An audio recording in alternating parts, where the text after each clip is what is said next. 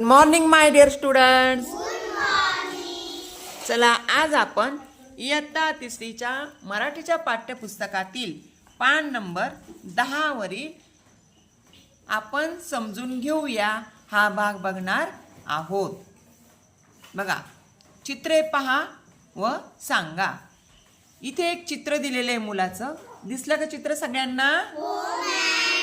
बघा, तो मुलगा आहे आणि खाली लिहिलेला आहे. काय लिहिलंय?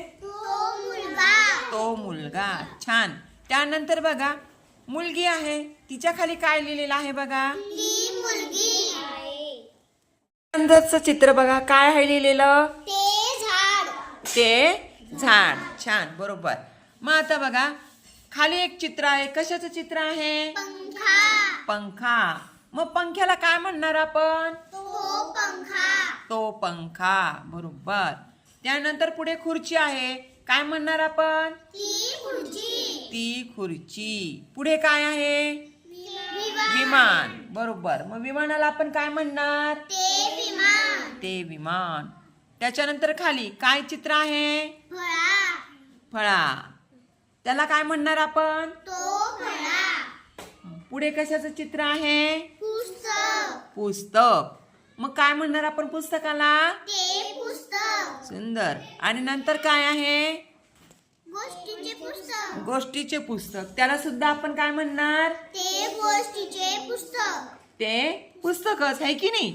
मग बघा, मुलगा असल्यावर आपण तो शब्द वापरतो. काय शब्द वापरतो? तो वापरतो. आणि मुलगी असल्यावर ती शब्द वापरतो. मुलगा असला तर पुरुष जातीचा बोध होतो म्हणून त्याला म्हणायचं पुल्लिंग. आणि ती म्हणजे स्त्री जातीचा बोध होतो म्हणून त्याला काय म्हणायचं? स्त्रीलिंग. आणि ते शब्द आलाय ते आहे नपुसक लिंग. मग आता बघा, तो म्हणजे पुल्लिंग, ती म्हणजे स्त्रीलिंग आणि ते म्हणजे नपुसकलिंग. मग खाली एक तक्ता दिलेला आहे बघा. खालील शब्द वाचा व तक्ता पूर्ण करा. त्यामध्ये तो, ती आणि ते असे 3 भाग दिलेले आहेत आणि काही शब्द दिलेले आहेत. शब्द आहेत बघा, कोंबडा, वाटी, चमचा, नदी, डोळा, बाटली, फोटो, खडू, दप्तर, पिशवी, फूल, झाड, मैदान, गाडी आणि ग्रंथालय असे शब्द दिलेले आहे. मग ह्या तक्त्यामध्ये आपल्याला ज्या शब्दाचा आपल्याला उच्चार किंवा बोध हा पुरुष जातीचा बोध जर होत असेल तो या गटामध्ये लिहायचा आहे. तो शब्द तो या गटात लिहायचा.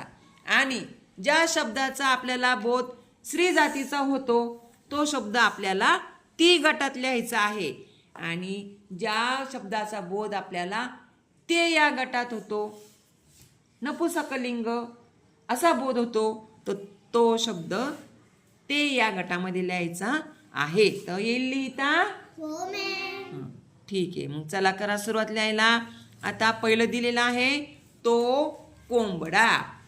मग वाटीला आपण काय म्हणणार?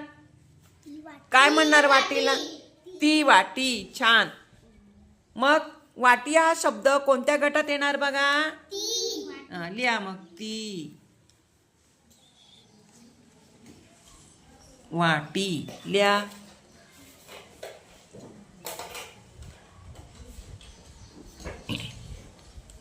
त्यानंतरचा पुढचा शब्द आहे, पुढील शब्द आहे चमचा. चमच्याला काय म्हणणार आपण? तो म्हणणार आहे की नाही. मग तो कोणत्या गटात येणार? लिहा मग. चमचा. तो या डब्यामध्ये किंवा त्या रकान्यामध्ये चमचा शब्द लिहायचा. त्यानंतर नदी कुठे येणार? नदीला आपण काय म्हणणार?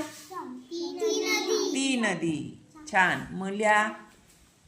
ती या गटामध्ये नदी शब्द येणार. अशा पद्धतीने सगळे शब्द तुम्हाला लिहायचे आहेत. हे लिहिता? तर अशा पद्धतीने हा टेबल तयार होणार आहे.